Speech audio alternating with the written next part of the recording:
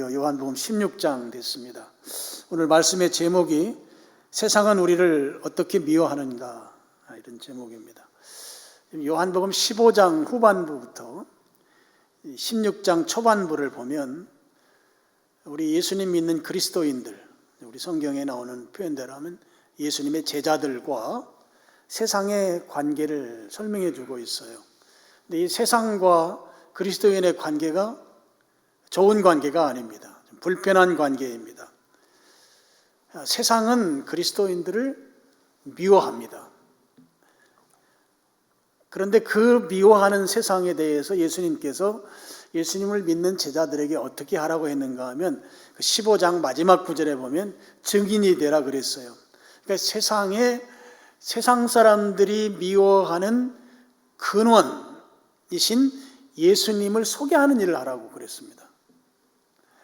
그러니까 세상과 그리스도인들과의 관계는 예수님이 지금 설명하신 대로라고 하면 좋아질 수가 없는 관계인 거예요.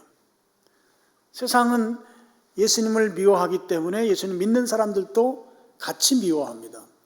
그래서 우리들과 세상의 관계는 세상은 미워하는 관계이고 우리는 그 미워하는 세상의 미움의 근원인 예수님을 소개하는, 증거하는 그런 존재들이에요. 그러니까 이 미움이 점점 더 커질 수밖에 없는 것이죠. 세상과 그리스도인의 관계는 그렇게 미움이 더 증대되는 관계. 그래서 이 세상은 이 미워하는 것이 그냥 마음으로만 머무르는 것이 아니라 이제 행동으로 나타난다 하는 거예요. 그래서 오늘 말씀이 세상은 우리를 어떻게 미워하는가? 세상이 우리를 미워하는데 그 미워하는 것이 행동으로 나타났을 때 나타나는 그 행동들은 도대체 무엇인가 하는 것을 예수님께서 이제 말씀해 주고 계십니다. 그러면서 이제 1절에 이렇게 말씀합니다. 내가 이것을 너희에게 이름은 알려주는 것은 너희로 실족하지 않게 하려 합니다. 세상이 그리스도인들을 미워하고 미워하는 것을 이제 구체적으로 소개해 주면서 이걸 내가 미리 이야기해 주는 것은 너희들이 실족하지 않게 하려고 하는 것이다. 실족한다는 것은 믿음의 자리에서 이탈하는 것이죠. 예수님을 믿던 사람이 예수님 믿는 자리에서 떠나가는 것을 말하는 것입니다. 여러분, 이 부정적 상황들에 대해서 미리 알려준다고 하는 것은 그 상황이 실제로 닥쳤을 때 그때 알려주셨기 때문에 우리가 그 상황에 대해서 잘 대처할 수 있습니다. 또 그 상황이 왔을 때 당황하지 않을 수 있습니다. 예를 들면 이런 거예요. 이제 우리 항암 치료를 만약에 누가 받는다고 했을 때 이제 항암 치료 받을 때 부작용을 의사가 설명해 주죠. 식사할 때 식사 음식의 밥맛이 전혀 없습니다. 그래도 억지로라도 드셔야 합니다. 또 머리카락이 많이 빠질 수 있습니다. 또 무기력하고 삶에 의욕이 없을 수 있습니다. 이런 부작용들을 쭉 이야기를 해주죠. 그래서 이제 항암 치료를 실제 받으면서 의사가 치료받을 때 이런 일들이 나타난다고 한 것을 설명했던 게 이제 내 몸에 나타난단 말이에요. 나타나면 그래, 이런 부작용이 나타난다고 그랬지 하면서 당황하지 않게 되는 것이죠. 그리고 인내할 수 있게 되는 것입니다. 만약에 그런 이야기가 없었는데 머리카락이 다 빠진다든지 그러면 그걸 당하는 사람은 놀라지 않겠어요. 근데 이런 치료를 받을 때 이런 일들이 일어난다고 하는 걸 미리 알려줬기 때문에 그런 상황이 올 때 우리가 잘 대처하고 인내해서 암치료 잘 받고 건강해질 수가 있는 것이죠. 마찬가지입니다. 예수님께서 제자들에게 세상이 너희를 미워하기 때문에 미워하는 것이 점점 더 커지면 행동으로 나타난다. 행위로 나타났을 때 그 박해 상황이 오면 그래, 예수님께서 그렇게 말씀하셨지. 이런 일이 생긴다고 했잖아. 그러면서 인내함으로 당황하거나 또 그 상황에서 겁먹지 않고 잘 이겨낼 수 있다. 그런 말씀입니다. 그래서 실족하지 않게 된다고 하는 것이죠. 실족하지 않게 하기 위해서 예수님이 지금 그리스도인들이 세상을 살아가면서 세상으로부터 오는 어떤 박해 상황들을 미리 말씀해 주셨다 하는 것입니다.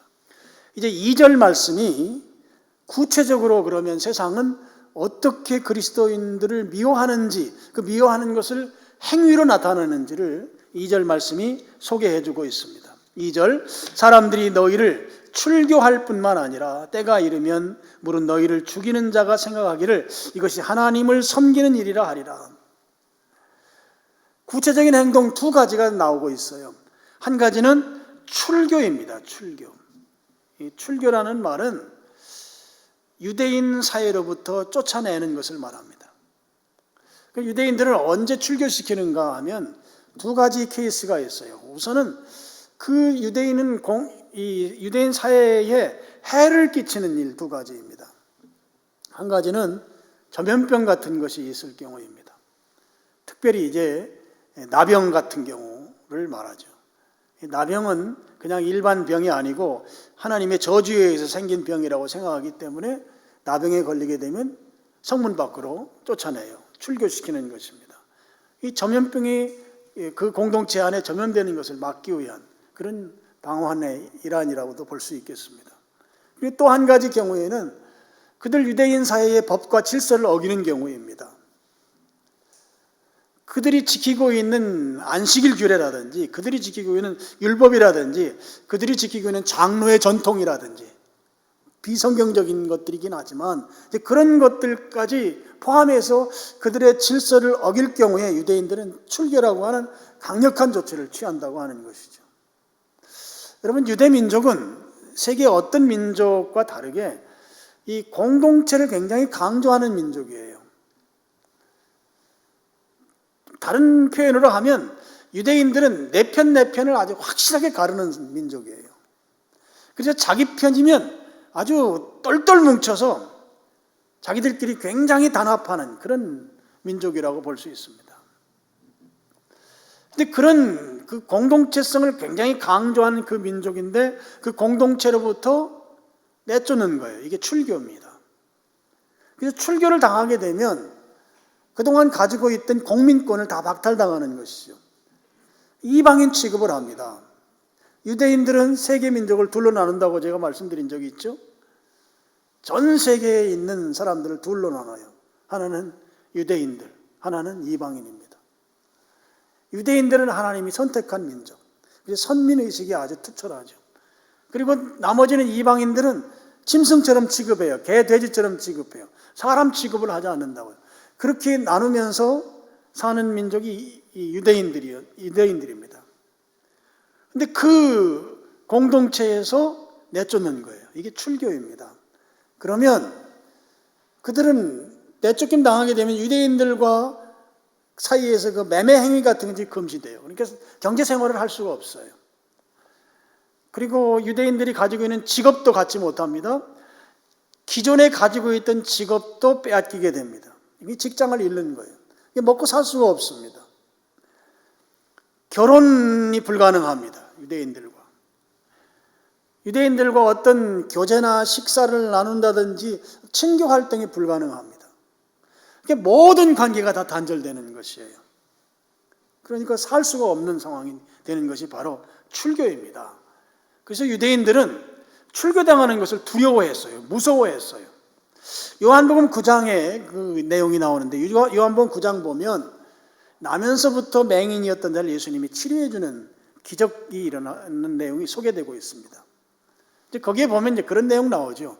이 아이가 이렇게 나면서부터 맹인된 것이 본인 죄냐 부모 죄냐 뭐 이렇게 묻는 내용이 나오고 예수님께서 그렇게 말할 때 야 그런 게 아니고 그건 하나님의 이의를 나타내기 위한 것이다. 그러면서 예수님께서 그 맹인 소년을 치료해 주죠. 어떻게 합니까? 진흙을 가지고 침을 뱉어서 이게 가지고 눈에 발라줍니다.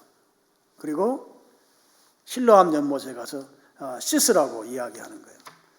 그러니까 보통 이제 이 치유 과정을 보면 예수님이 그냥 말씀으로 내 믿음이 너를 낫게 했다고 하면서 그냥 선포하는 치유가 있고 이렇게 환자가 뭔가 행동을 해야 되는 치유가 있어요. 그래서 예수님께서 이 병 낫게 하는 이 치유 방법이 하나로 단순화시킬 수는 없어요. 예수님이 진흙을 이겨서 침으로 진흙을 이겨가지고 그 맹인 소년의 눈에 발라주고 실로암 연못에 가서 씻고 와라 그랬어요. 근데 이 기적을 일으킨 날이 안식일 날입니다. 근데 안식일 날 그 일을 한 것은 그들이 가지고 있는 안식일 규례를 어긴 거예요.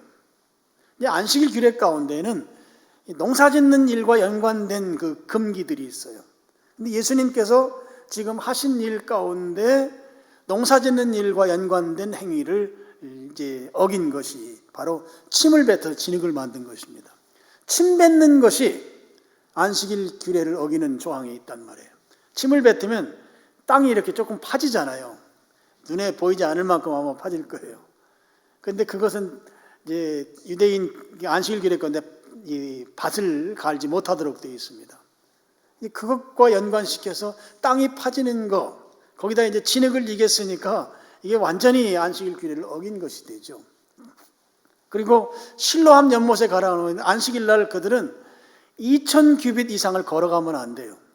우리 킬로미터 단위로 따지면 1km 이상을 걸어가면 안 되는데 예루살렘 그 성전에서 실로암 연못까지는 1km가 넘을 거예요.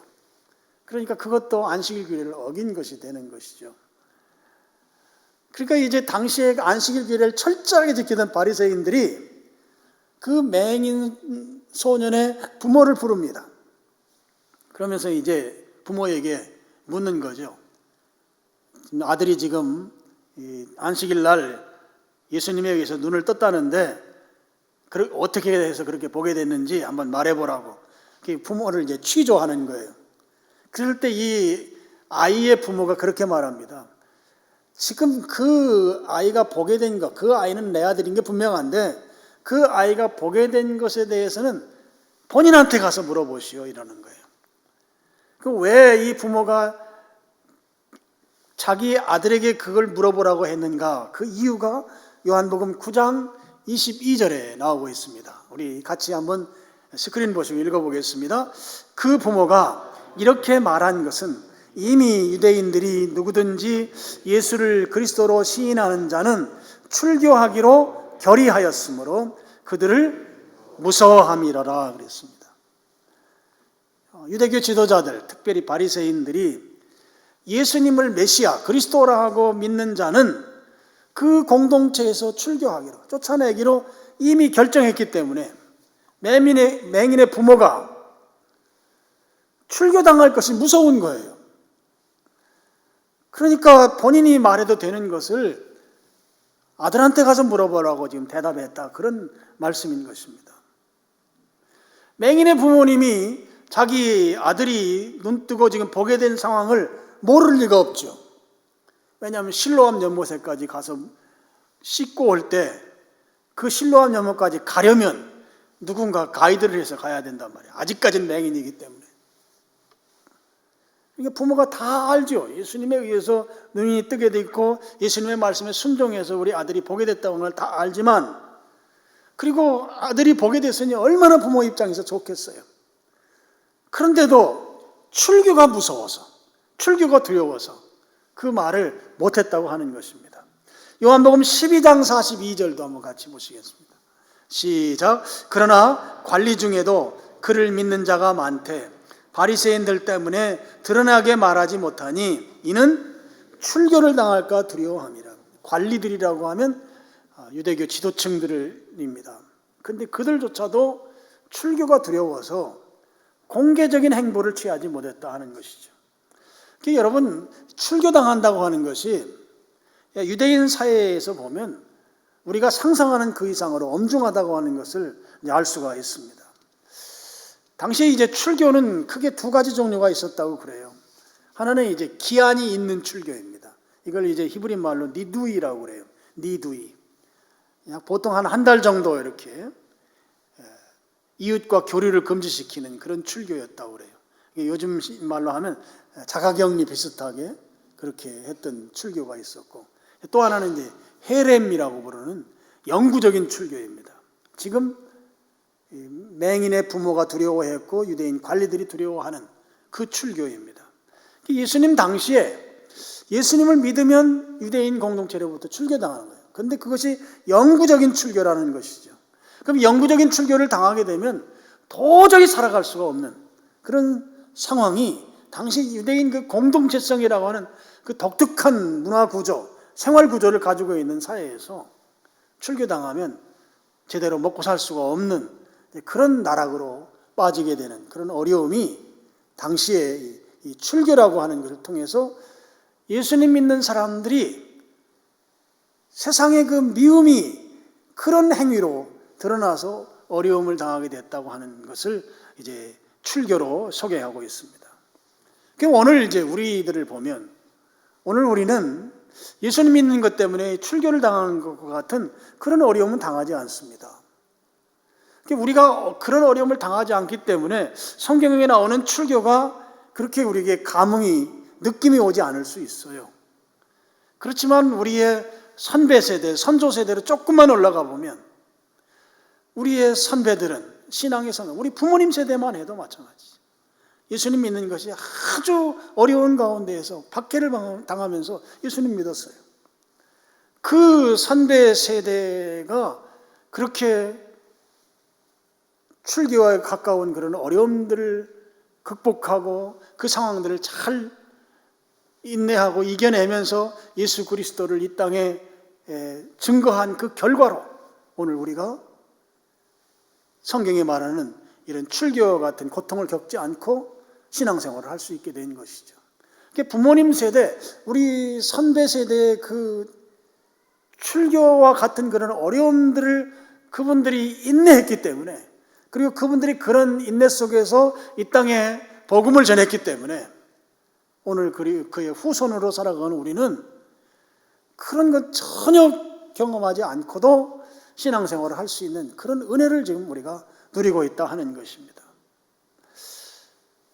우리는 그런데 여러분, 우리 휴전선 너머에 있는 북녘에 있는 우리 동포들 같은 경우에는 지금도 출교와 그 이상의 고통을 겪고 있습니다.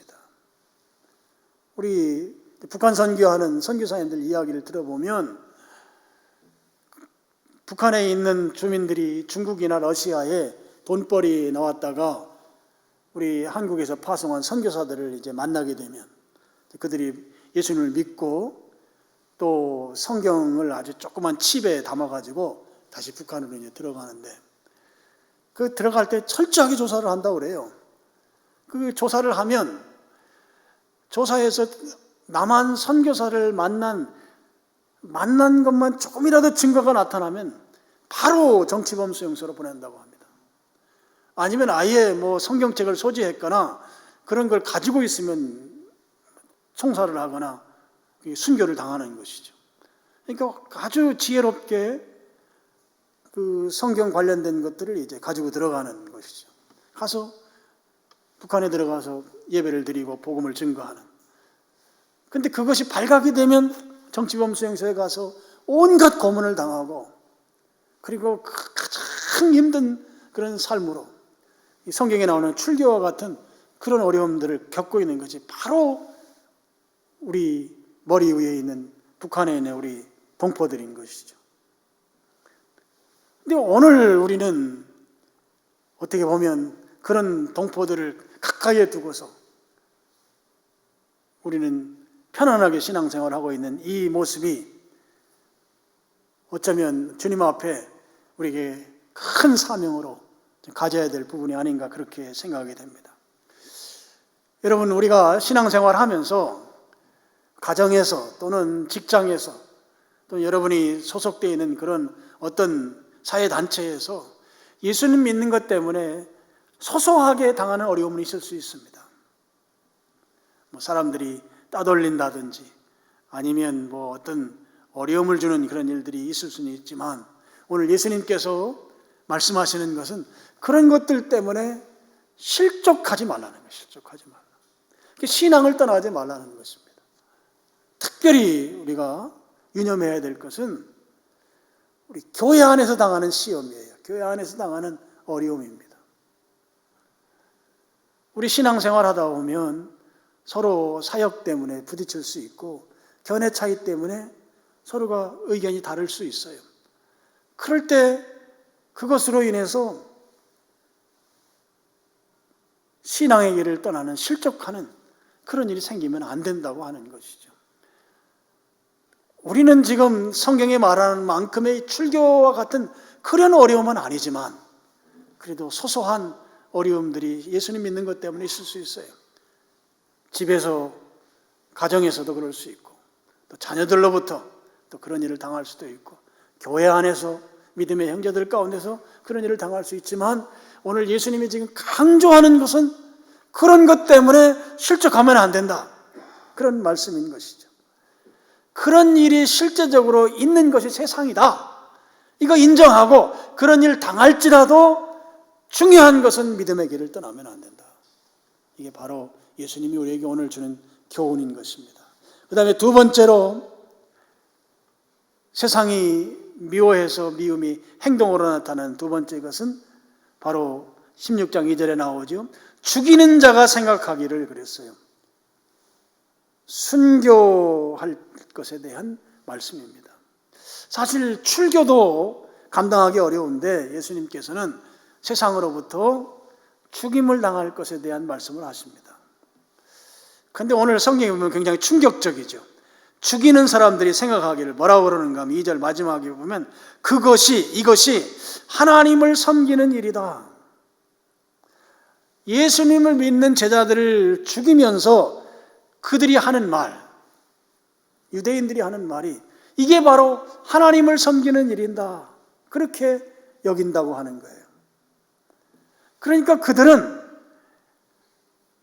사람을 죽이면서 양심의 가책도 없어요. 오히려 하나님이 기뻐하신다고 하면서 예수님 믿는 예수님의 제자들을 박해하고 죽이는 거예요. 죽이면서, 생명을 죽이면서 일말의 양심의 가책도 없이 오히려 하나님을 위하는 일이다 이거예요. 하나님이 기뻐하시는 일이다 하는 거예요. 하나님을 섬기는 일이다. 그러면서 서슴없이 예수님 믿는 사람들을 박해하고 심지어는 죽이는 일까지 서슴지 않았다 하는 것입니다. 여러분, 예수님 믿기 전에 바울이 바로 그런 사람이었습니다. 사도행전 8장 1절입니다. 제가 읽겠습니다. 사울이란 말은 이제 유대식 이름이고요, 바울은 헬라식 이름이에요. 사울은 그가 스데반이, 이제 사도행전 7장은 스데반이 돌에 맞아 순교하는 장면이 나오죠. 그가 죽임 당함을 마땅히 여기더라. 저기 마땅히 여긴다고 하는 이 부분을 헬라어 성경으로 보면 뭐라고 되어 있는가 하면 거기에 모인 사람들과 함께 같이 좋아한다는 그런 뜻이에요. 좋아한다. 그러니까 스데반이 지금 돌에 맞아 죽어가는데 그걸 보고 이 바울이 그가 죽는 것을 막 좋아한다는 거예요. 좋아한다. 왜 그러는가? 오늘 요한복음 16장 2절 보면 그게 하나님 섬기는 일이라고 생각했기 때문에 그래요. 그러니까 예수님 믿는 스데반을 죽이면서 좋아하는 거예요. 좋아해요. 사람을 죽이며 좋아한단 말이에요. 3절 말씀 보시죠. 3절, 8장 3절 같이 읽겠습니다. 사울이 교회를 진멸할세 각 집에 들어가 남녀를 끌어다 옥에 넘기니라. 교회를 잔멸한다 그랬어요. 여러분, 하나님 앞에 죄 가운데 가장 큰 죄 가운데 큰 죄가 이 교회를 잔멸하는 것입니다. 잔멸한다는 말이 교회를 파괴한다는 말이에요. 헬라 말로 보면 파괴한다, 해체한다 그런 뜻이거든요. 여러분, 교회를 해체하고 교회를 파괴하는 것, 하나님 앞에 가장 큰 죄 가운데 큰 죄이죠. 이런 바울이에요. 근데 이 바울을 하나님이 쓰셔요. 이렇게 하나님 앞에 원수 같은 일을, 가장 죄인 중에 괴수와 같은 일을 행한 바울을 하나님이 쓰셨다고. 그래서 고린도서 15장에 보면 바울이 그런 신앙 고백하잖아요. 나의 나된 것은 주의 은혜로 된 것이니. 이렇게 악랄한 사람, 교회를 파괴하는 게 죄 중에 가장 큰 죄인데 그 일을 서슴없이 했던 사람이란 말이에요. 예수님 믿는 사람들 다 옥에 가두고 교회로서 기능을 못하도록 막았던 이 사람, 그 사람을 하나님께서 회심시키셔서 쓰시는데, 바울이 나 같은 걸 어떻게 쓰는가? 나 된 것은 주의 은혜다. 여러분, 바울을 쓰신 주님이 우리를 쓰실 줄로 믿습니다. 바울과 같이 악랄한 자라면 가장 악랄한 자예요. 교회를 해체하고 교회를 파괴하는 자보다 더 악랄한 자가 없어요. 그런 자를 주님이 쓰시고 그걸 또 절절하게 깨달아요. 나 된 것은 주의 은혜다, 은혜. 주님이 나 같은 걸 쓰신다. 나는 죄인의 괴수와 같은 존재인데 주님이 쓰셨어요. 우리는 그래도 바울보다는 좀 덜하잖아. 오늘 주님의 은혜로 주님께서 우리를 쓰실 줄로 믿습니다. 여러분, 세상은 그리스도인들을 박해하면서 전혀 죄책감을 갖지 않아요. 이걸 우리가 인정해야 돼요. 저놈의 자식들이 왜 우리를 미워하는가 그러면서 속상해할 것이 아니라, 세상은 우리를 박해하면서 전혀 죄책감을 갖지 아니하고 양심의 가책을 받지 아니하고 오히려 더 좋아한다는 거예요. 성경 말씀에 마땅히 여기더라. 오히려 더 좋아한다. 여러분, 지금도 예수님 믿는 사람들을 죽이는 일이 서슴없이 일어나고 있어요. 우리는 그런 일을 겪지 않고 있지만, 여러분, 그 아프가니스탄의 탈레반 그 사람들의 그 자살폭탄 테러라든지 예수님 믿는 사람들 죽이는 IS라고 하는 이슬람 원리주의자들이 있어요. 집단적 이 정신병자들이죠. 악행이라는 악행은 온갖 악행을 당하고 있어요. 예수님 믿는 자들은 서슴없이 다 죽입니다. 다 모아가지고 총살하면 난 그래도 조금 나을지 모르겠는데 그냥 이 목을 잘라가지고 죽이고, 이루 말할 수 없는 그런 일들이 지금도 벌어지고 있어요. 중동에서는. 그러면서 그들은 그것이 오히려 자기들 종교의 그 영광으로 생각하는 거예요. 오늘 성경에 나오는 것처럼 죽이는 자들이 하나님 섬기는 일이다 하면서 서슴없이 행했던 것처럼 그런 일이 지금도 벌어지고 있습니다.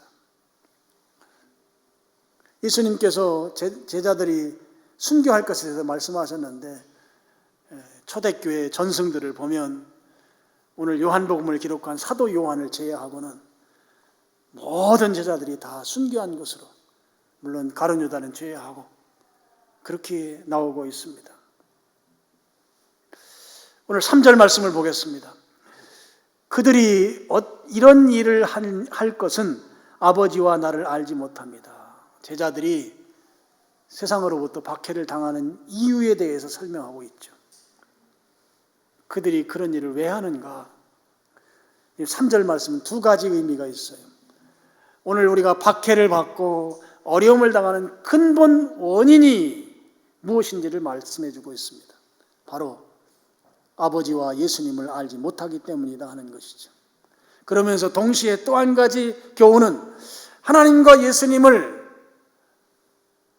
세상이 알도록 하는 일을 해야만 박해가 줄어든다고 하는 사실을 우리에게 교훈하고 있습니다. 오늘 우리가 하나님을 아는 자이고 예수님을 아는 자일진데, 하나님을 알고 예수님을 아는 자를 미워하는 세상에 예수님을 알게 하는 이 일을 할 때에만 박해가 줄어든다는 거예요. 오늘 우리가 그 은혜를 잊고 있어요. 대한민국에 살면서 예수님 믿고 신앙생활하는 우리는 우리의 부모님 세대가, 우리의 선조가 희생하고 헌신하고 하나님 아는 것을 세상에 선포했기 때문에 그 덕으로 오늘 우리가 박해를 받지 않으면서 신앙생활을 하고 있는 것이죠. 그 사명을 주시는 말씀이 3절 말씀이다 하는 것입니다. 오늘 이제 설교 끝나고 사명의 길이라고 하는 노래를 같이 부를 건데요. 오늘 우리가 박해를 받지 않으려면, 또는 박해가 줄어들게 하려면 세상에 하나님을 알게 하고 예수님을 알게 하는 일을, 그 사명을 우리가 감당해야 된다, 그런 말씀인 것입니다. 하나님이 어떤 분이신지, 예수님이 어떤 분이신지 세상이 알게 되면 세상은 예수님을 믿는 우리를 박해하지 않게 된다고 하는 것이죠. 모르기 때문에 출교시키는 것이고 모르기 때문에 죽이는 것이다. 그런 말씀입니다. 여러분, 그러면 하나님은 어떤 분이신가요? 하나님은 세상을 구원하시는데 예수님을 통해서 구원하시기로 계획하신 분이세요. 그래서 세상을 구원하시려고 예수님을 이 땅에 보내셔서 죽게 하셨어요. 그러니까 예수님을 통해서 구원하시기로 작정하신 분이 하나님이시다 하는 거예요. 그 하나님을 알아야 된다 하는 것입니다. 그럼 예수님은 어떤 분이세요? 하나님께서 그 일 하라고 이 땅에 인간으로 보내신 분이세요. 그래서 예수님께서 하나님의 말씀대로 십자가에서 죽으시고 부활하셨습니다. 그래서 보내신 하나님의 뜻을 이루신 분이세요. 그 예수님을 알아야 되는 것이죠. 하나님만 아는 것이 아니고 또 예수님만 아는 것이 아니고 하나님은 우리를 구원하시기 위해서 예수님을 보내신 분, 예수님은 하나님이 보내신 그 뜻대로 온전히 순종하신 분, 그분을 아셔야 된다고 하는 것입니다. 그래서 하나님께서는 예수님을 통하여 이루어오는 구원의 길, 그 길을 여심으로 인해서 죄인들이 구원받게 하신 분이시라는 것입니다. 그리고 예수님께서는 그 일을 온전히 이루심으로 인해서 오늘 우리가 구원받는 길이 되신 분이시다 하는 것이죠. 하나님은 그렇게 길을 열어놓으시고 죄인들이 구원받게 하기 위해서 어떻게 하시는 분인가 하면 오래 참으시는 분이세요. 기다리시는 분이세요. 베드로후서 3장 9절 말씀을 우리 같이 한번 읽어보겠습니다. 주의 약속은 어떤 이들이 더디다고 생각하는 것 같이 더딘 것이 아니라 오직 주께서는 너희를 대하여 오래 참으사 아무도 멸망하지 아니하고 다 회개하기에 이르기를 원하시니라. 주님 오래 참으셔서 아무도 멸망하지 아니하고 구원받고 하나님의 자녀가 되기를, 회개하기를 원하신다. 마태복음 12장 20절 말씀도 우리 같이 한번 읽어보겠습니다. 상한 갈대를 꺾지 아니하며 꺼져가는 심지를 끄지 아니하시기를 심판하여 이길 때까지 하신다. 여러분, 우리가 죄인들이 구원받을 때까지 하나님은 오래도록 참으신다 하는 거예요. 그게 하나님이에요. 상한 갈대를 꺾지 않는다. 여러분, 상한 갈대는 쓸모가 없어요. 쓸모없지만 하나님은 쓸모없다 여기시 아니하시고 이길 때까지 기다리신다. 꺼져가는 심지, 여러분, 꺼져가는 심지는 용도가 다 했다는 것이에요. 용도가 유효기간이 끝났다는 거예요. 이미 유효기간이 끝나서 쓸모가 전혀 없는 존재이지만 하나님은 이길 때까지 기다리시는 하나님이시다는 거예요. 포기하지 않는 하나님이에요. 우리를 구원하시기 위해서 오래 참으시는 하나님, 기다리시는 하나님, 이미 용도 폐기에도 마땅하지만 그래도 끝까지 이길 때까지 기다리시는 하나님이시다. 그 하나님을 모르기 때문에 박해하는 것이고 출교시키는 것이고 죽이는 것이다 하는 것입니다. 자, 4절 보시죠. 오직 너희에게 이 말을 한 것은 너희로 그때를 당하면 내가 너희에게 말한 이것을 기억나게 하려 하며 처음부터 이 말을 하지 아니한 것은 내가 너희와 함께 있었습니다. 여기서 그때를 당하면이라고 하는 것은 지금 예수님께서 미리 말하고 있는 출교를 직접 당할 때나 아니면 죽음의 때를 말하는 것이죠. 지금까지는 예수님께서 제자들과 함께 계셨기 때문에 말씀하지 않았는데 이제 상황이 달라지지 않습니까? 예수님께서 이제 곧 제자들과 이제 이별할 상황이 옵니다. 그런 상황 가운데에서 제자들이 살아갈 세상은 미워하는 세상인데 이 미움이 점점 더 강해져서 출교를 시키거나 순교하도록 만들 것이다. 그렇게 감당하기 어려울 정도로 어려움을 당할 것에 대해서 예수님이 이별하기 직전에 십자가를 대속의 죽음을 죽기 직전에 유언처럼 지금 제자들에게 말씀해 주시는 것이죠. 그래서 제자들이 실제적으로 그런 일을 당했을 때 실족하지 않아야 된다 하는 거예요. 믿음의 자리를 이탈하지 말아야 된다 하는 것이죠. 미리 말해주면 그 상황이 되었을 때 그래, 예수님께서 이런 일이 있다고 했지 하면서 인내하게 되고 그 일을 감당할 수 있는 힘이 생기게 된다고 하는 것입니다. 자, 말씀의 결론입니다. 여러분, 우리가 신앙생활을 하면 기본적으로 어려운 일들이 잘 풀려나고 문제가 해결되고 고난을 극복하고 그런 기대감이 있습니다. 그런데 그런 일들이 실제로 우리 생활 가운데 일어나죠. 그렇지만 그렇지 않을 때도 있어요. 어떤 것들은 해결될 듯 될 듯 하면서 그냥 세월이 막 흘러가는 일도 있습니다. 여러분, 그런 일을 당하는 것이 우리의 신앙생활 여정 가운데 생기는 거예요. 물론 하나님께서는 그것을 원하지 않습니다.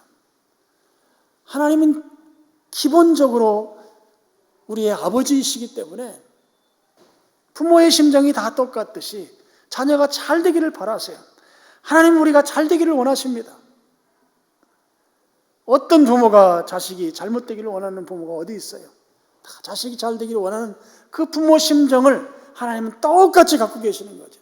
아니, 더 우리 육신의 부모보다 더 우리가 잘 되기를 원하십니다. 그런데 우리가 살아가는 이 세상은 우리를 미워하기 때문에 늘 오아시스만 같은 것이 아니라 험난한 광야 같은 길이 우리가 살아가는 세상길이다 하는 것이죠. 그래서 때로는 속상한 일도 당할 수 있고 때로는 억울한 일도 당할 수 있고 때로는 힘든 일도 당할 수 있는 것이 우리가 살아가는 이 세상길에서의 경험이다 하는 것입니다. 그런 삶을 우리가 살게 될 터인데 지금 예수님께서 강조하는 건 무엇인가 하면 그런 일이 있다 손 치더라도 실족하지 말라는 거예요. 실족하지 말라. 실족하지 말라.